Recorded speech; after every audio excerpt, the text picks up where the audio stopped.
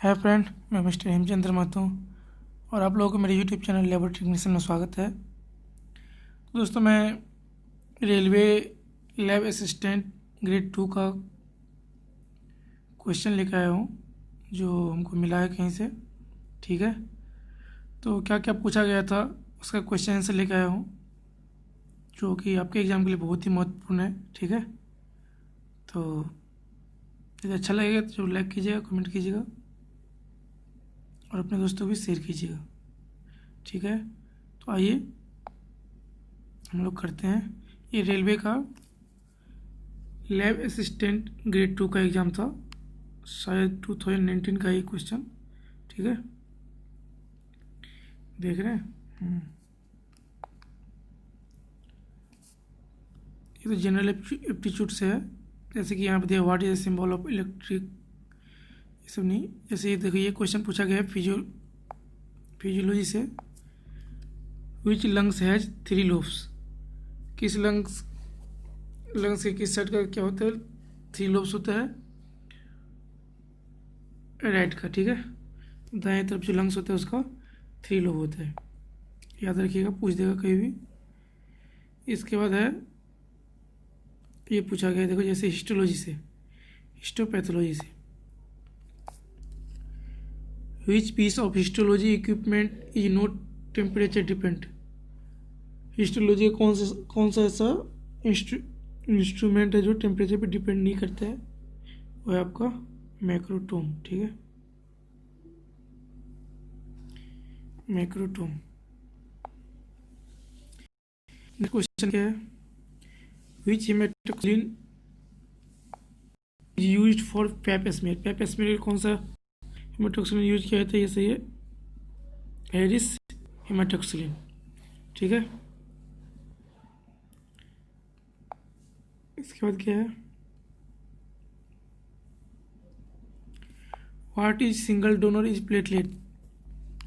एकल दाता प्लेटलेट क्या हुआ, इसका क्या हो जाएगा आंसर एफेरेसिस प्लेटलेट। इसके बाद क्या है, नेक्स्ट क्वेश्चन क्या है, what is the colour use to लेवल ऑफ पॉइजनस केमिकल। ये तो बहुत ईजी है, जहरीले रसायनों को लेवल करने के लिए किस रंग का उपयोग किया जाता है, ये तो रेड है। ठीक है, फिर ये आ गया आपका जनरल एप्टीट्यूड से, फिजियोलॉजी से, फिजिक्स साइंस से। ठीक है, फिर ये है, what is the method of screening transfusion transmitted infection. Transfusion transmitted infection जो होता है हेपेटाइटिस ए, बी और सी, मुख्यतः ये हेपेटाइटिस बी, सी और HIV क्या आता है मुख्यतः, तो उसको हम लोग किस तरह से करते हैं, ये कन्वेंशनल सेरोलॉजी, रैपिड क्रोमेटोग्राफी या इलाइजा। सही आंसर हो जाएगा इलाइजा। नेक्स्ट क्या है, ये तो फिर हो गया आपका स्टैटिक जीके से। What are the recent development of blood bank. Blood bank में रिसेंटली क्या डेवलपमेंट हुआ है, और ब्लड बैंक में हाल में हुआ विकास क्या है, वह है ऑटोमेशन। ठीक है,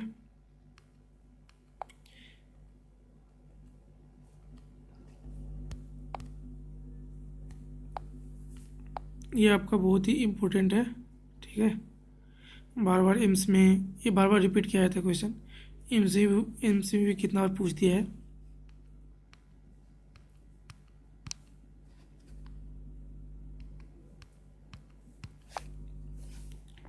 इसके बाद नेक्स्ट क्या है, hall laboratory technician involve in patient care. प्रयोगशाला में तकनीशियन रोगी को देखभाल में कैसे शामिल होते हैं, इसका क्या हो जाएगा, बाय प्रोवाइडिंग एक्यूरेट रिपोर्ट। ठीक है, फिर which immunoglobulin is involved the delayed hemolytic reaction. Delayed hemolytic reaction में कौन सा इम्यूनोग्लोबिन है जो अभिक्रिया होता है, अभिक्रिया में शामिल होता है, वो आपका क्या है, IgG, ठीक है। सबसे पहले कौन अभिक्रिया में शामिल होता है, IgM, ये हमेशा याद रखिएगा। इसके बाद क्या है, ए बायोप्सी इज, बायोप्सी जीवित ऊतकों को परीक्षा डैश है, इसे क्या हो जाएगा, एक्सचेंज ऑफ रिप्रेजेंटेशन या representative tissue of sample.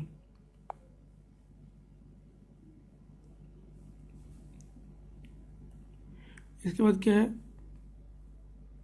Which of the following method is use to detect blood group, कौन सा मेथड के द्वारा हम लोग करते हैं, दोनों मेथड के द्वारा, स्लाइड और ट्यूब मेथड, दोनों की तरह के करते हैं। Which is the founder of आत्मीय समाज, तो जीके का हो गया, स्ट्रेटेजी के। हाँ, ये क्या है, what is the temperature of water bath in coagulation lab, ये तो सब जानते हैं आप लोग, 37 डिग्री होता है।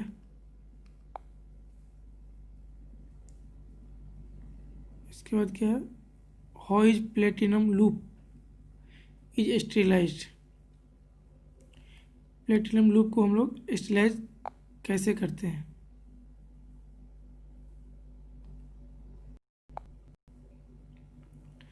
इसको कैसे करते हैं, ऑप्शन नंबर करते हैं ड्राई हीट के द्वारा। फिर नेक्स्ट क्या है, which of the following is a synthetic die, ये सबसे इम्पोर्टेंट है जो कि बार बार पूछा जाता है, इसका क्या हो जाएगा, eosin.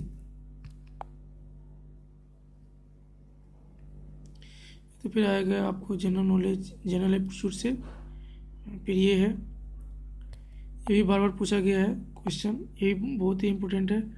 What is the hormone that is increase in the early pregnancy, early pregnancy में कौन सा हार्मोन जो है इंक्रीज हो जाता है, वो क्या होता है, बीटा HCG, HCG का फुल फॉर्म क्या होता है, human chorionic gonadotropic hormone. Next क्या है, ये भी आपका, हाँ ये है ब्लड बैंक से, what is the temperature degree at which platelet are stored, इसका क्या होगा, 20 से 24, ये भी आपका बराबर पूछा गया, बहुत ही इंपॉर्टेंट है ये क्वेश्चन।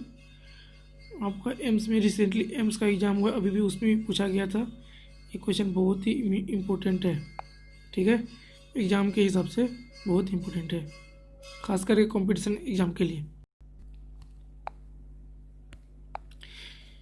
इसके बाद क्या है, अच्छा ये तो आपका जनरल एप्टीट्यूड का हो गया। फिर यहाँ पे क्या है, व्हिच ऑफ द फॉलोइंग या which one of the following is used for fumigation in microbiology lab, सब जानते होंगे ये सब क्या है, फॉर्मल्डिहाइड, फॉर्मल्डिहाइड या एसिटल्डिहाइड को ही या पैराफॉर्मल्डिहाइड को ही हम लोग यूज करते हैं फ्यूमिगेशन के रूप में, ठीक है।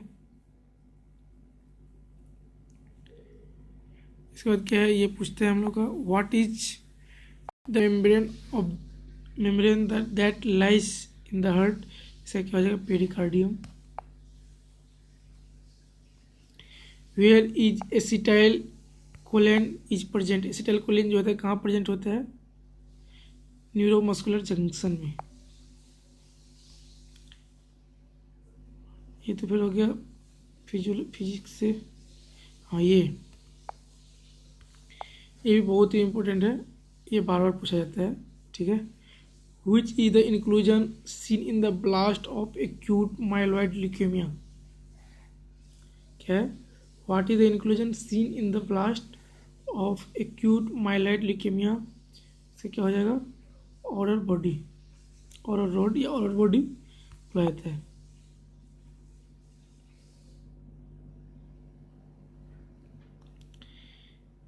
इसके बाद ये क्या है, question number, what is the following test detect bile salt, निम्नलिखित में से कौन सा परीक्षण पित्त लवण का पता लगाता है, इसमें क्या हो जाएगा, हेज सल्फर टेस्ट, यहाँ पर सिर्फ हेज टेस्ट लिखा है, यानी ये होगा, वैसे हेज सल्फर टेस्ट भी बोला जाता है, सल्फर टेस्ट बोल सकते हैं आप, ठीक है। फॉचेस टेस्ट किसके लिए क्या आता है, रोथा किसके लिए आता है पता है आपको, किसके लिए क्या आता है, बाइल पिगमेंट और ये कीटोन बॉडीज के लिए, ठीक है।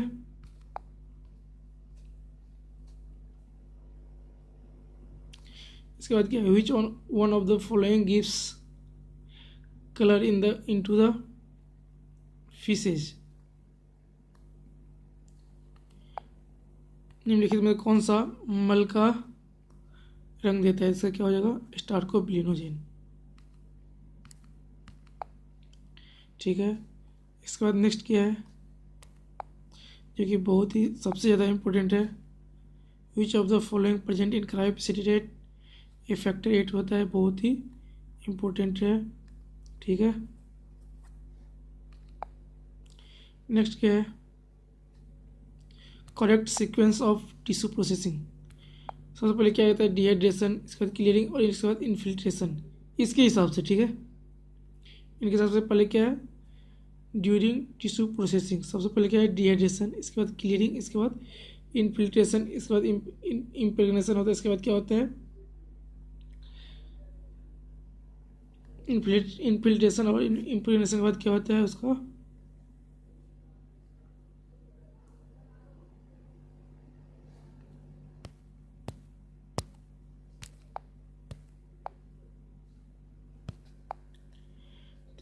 क्या बोल रहे थे, इसका सबसे पहले इसका क्या होता है,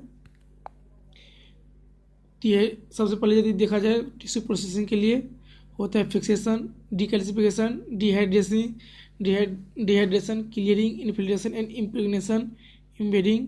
इसके बाद क्या होता है, सेक्शन कटिंग, इसके बाद स्टेनिंग, इसके बाद माउंटिंग। ये पूरा प्रक्रिया चलता है। ठीक है। तो ये भी बहुत इंपॉर्टेंट है, याद रखिएगा। सबसे पहले क्या होता है, फिक्सेशन, डिकैल्सिफिकेशन, डिहाइड्रेशन, क्लियरिंग। इसमें क्या, इसके हिसाब से ये जो ऑप्शन दिया गया उसके अनुसार से क्या होगा इसका ऑप्शन नंबर सी।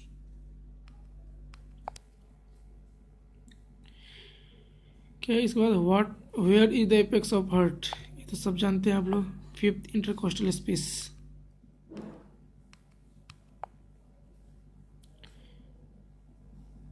नेक्स्ट क्या है, dash can not be a reason for transfusion reaction, compatible blood. ठीक है। तो मैं आज यहीं पे ख़त्म करता हूँ। फिर नेक्स्ट वीडियो में लेके आएंगे जितने बाकी बचे हुए हैं। यदि आपको अच्छा लगे तो लाइक कीजिए, कमेंट कीजिए और अपने दोस्तों को भी शेयर कीजिए। धन्यवाद।